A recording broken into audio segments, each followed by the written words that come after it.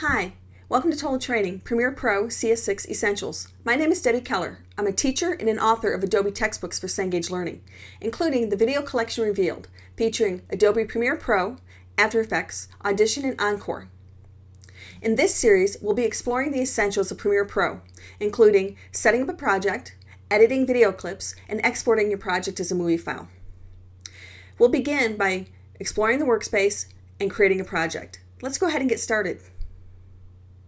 Okay, go ahead and open up Premiere Pro. You can do that from your Start menu and pointing to Programs if you're on Windows, or you can do this through the Finder in your Applications folder.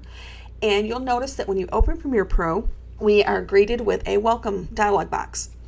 In this dialog box, you'll see you have the option to open a project, choose Help, or open a new project. You'll also notice at the top, towards the left side there, Recent Projects. What will happen is you're continuing to work with the program, you'll start to see recent projects begin to accumulate under that area so that you can actually click on a recent project's file name and open it from there rather than choosing Open Project. We're going to go ahead and select New Project by clicking on that icon. And when we do, we get the New Project dialog box, and you can see here we have two tabs at the top. We have the General tab, which is the default tab, and the Scratch Discs tab. Let's take a look at these. The General tab has a couple of options here. This is where you can adjust settings regarding your safe margins and your video formats and audio formats. It's also recommended that these settings be left to their default options. And we will be using the DV capture settings, but you'll notice if you have access to high definition footage, from this drop-down menu, we could choose HDV for high definition.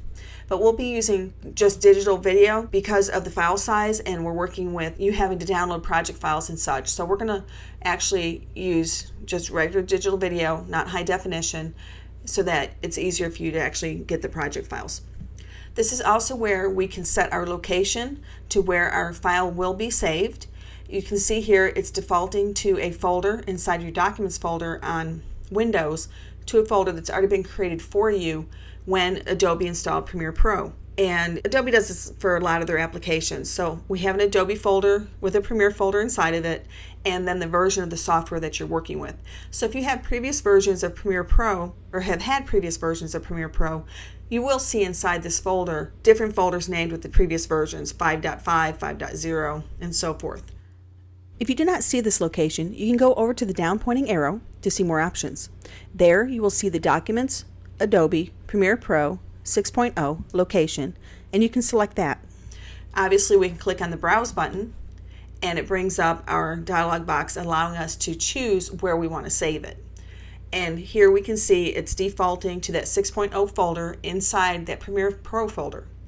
And we can see here that there are some other folders that have been created or will be created. So the first time I actually create a project and save it, those two top folders, the autosave and the preview files folder, will be created for that specific project. So I'm going to go ahead and leave that going to the default area. And right below that you can see where we can name our project as well. Let's go ahead and give this a name. We're going to be making a little video that is similar in style to the Dallas television show, the opening sequence that they use. So I'm going to show you how you can actually create that style on your own. And we're going to be using still images and some video from Boston that I got from videoblocks.com, and they're allowing us to share that footage with you. That is a subscription-based area.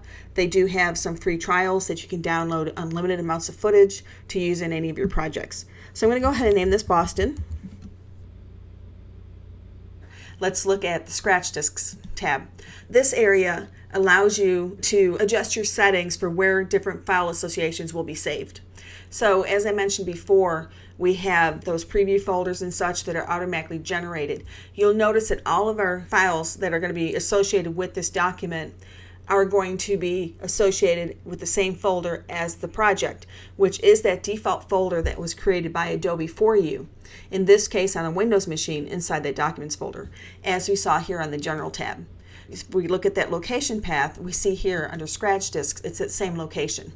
And on the drop-down menu, you can see we could change this to the Documents folder or create a custom folder. Again, we can also click Browse, call up the Select Folder dialog box, and change that location. And we can do each of these differently. We can keep them all the same. We're going to just leave these again as the default, having them saved to the same location. Leaving them in the same as project folder that you've set up on the General tab makes it easier for you to locate your files, and it also makes it easier for you to clean them up as your project becomes very memory intensive, which, because we're working with video, can happen very quickly. You'll also notice that here it does show us how much room we have to save our files, where they're actually pointing to. So we're going to go ahead and leave these at the default. I'm going to click OK. And you can see here, this one tells me I already have my project existed. Do I want to overwrite it? Yes, I do. You probably won't get that error, so you'll just ignore this part. And then what happens is we get the new sequence dialog box.